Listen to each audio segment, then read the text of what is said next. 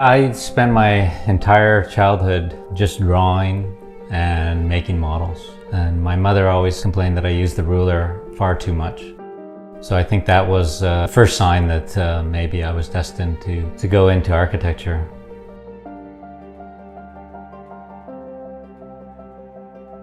My name is Jack Kobayashi, and I'm an architect and urban planner based in Whitehorse, Yukon. We are modernists at heart, and I think that's why we look to Scandinavia for many of our references in design.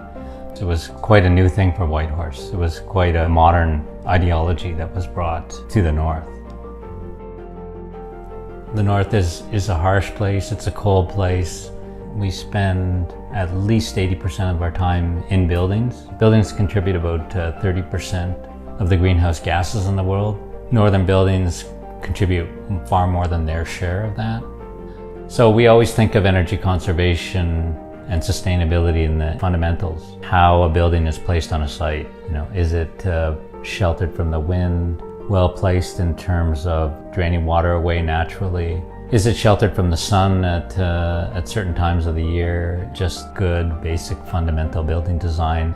It really is incumbent upon us as northern architects to do better.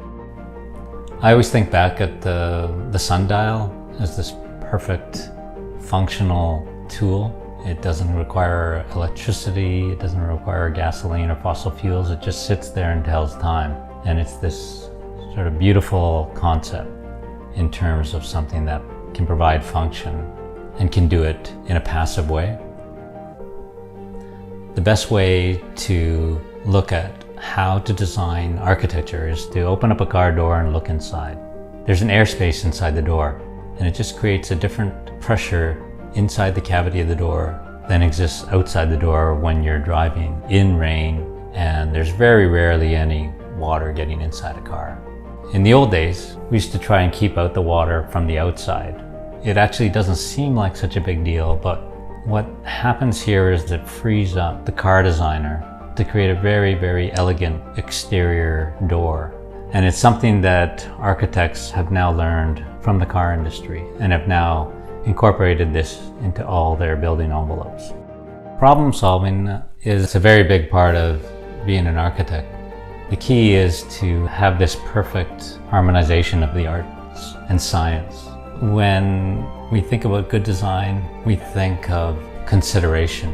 That is a key aspect to sustainability. It's putting thought into something before you create it.